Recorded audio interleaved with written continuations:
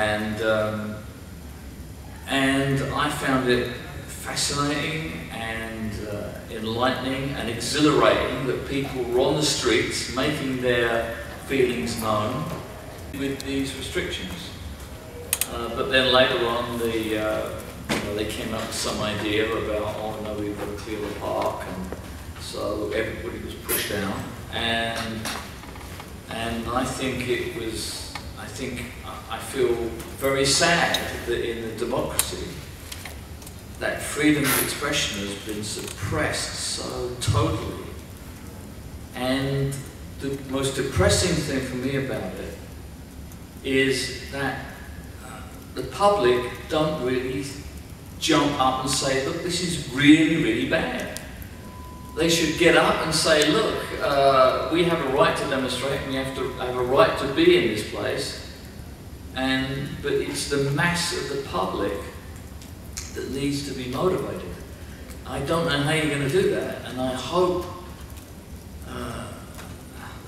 Occupy movement is so fantastic. It's such a great movement, and you have a very pure philosophy, which means that you don't want to ally yourselves with the political system now, the Democrats and the Republicans, because they've let you down, and I understand, you know, it's, but how are you going to find power? How are you going to move things along?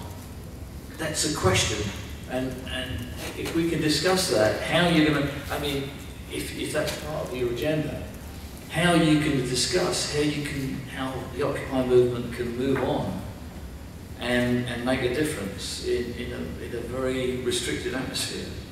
But it's such a fantastic thing. And my only part in it is by accident I've created this symbol that has helped in some way. But it's so great, and I'm sorry, I've spoken too long. It's just I feel very passionate about it, and You have a question over there? Do you get royalties off that? No, I mean, it's yours. Do you know, everybody asks me that. No, you should. I do get buy royalties. an island. I get royalties from that mask, and the royalties... Put in the Cayman Islands. the royalties go back to a certain charity. None of my business. Yeah.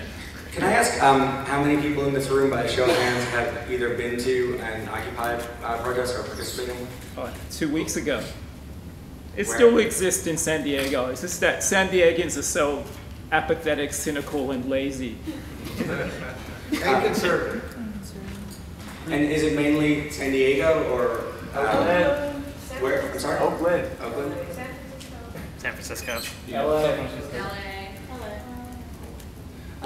And so on the panel, just jump in if anyone has been to one and how that affected your the story that you put into the book.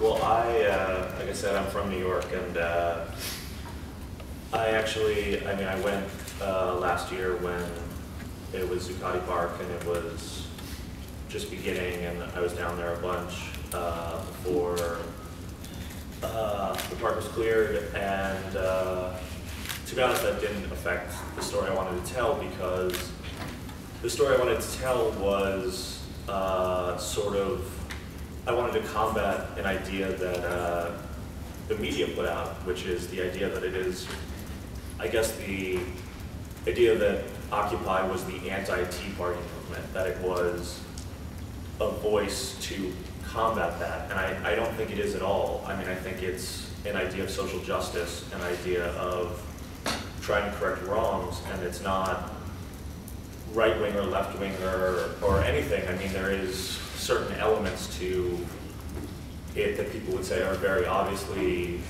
leftist ideas, but for me, and I think for a lot of people involved, it's a very human story, and it comes down to the idea of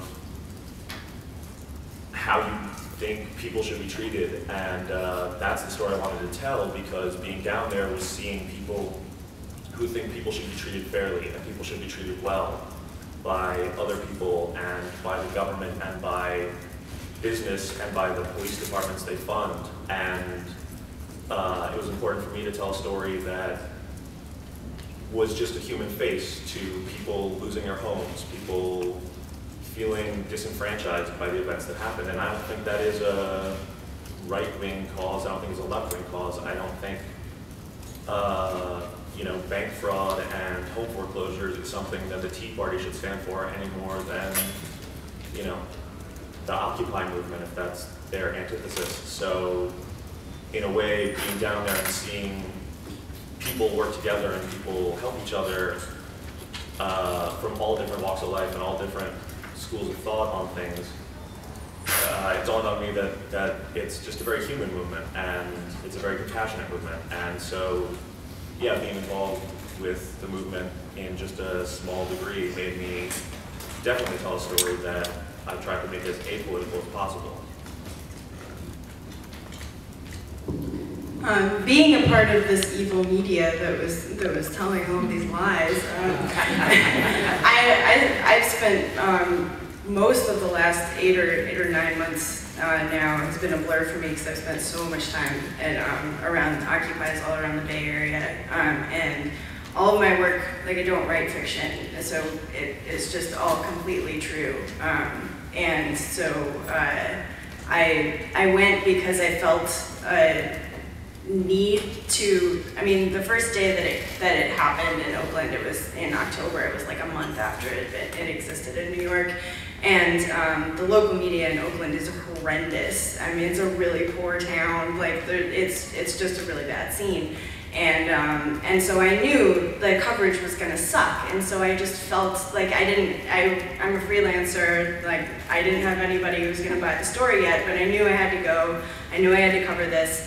I knew that the police department in Oakland is awful. I knew something bad was going to go down, and yeah, I mean, that's just, I felt that desire because the media has done such a horrendous job from coast to coast. I only managed to make it down to the Los Angeles protest a couple of times, and for me, I actually ended up having that kind of unfortunately prevalent experience of disappointment. But at the same time, it kind of made me hopeful as well, because it was a very clear display of what should not be done to actually achieve this change, like what you were talking about.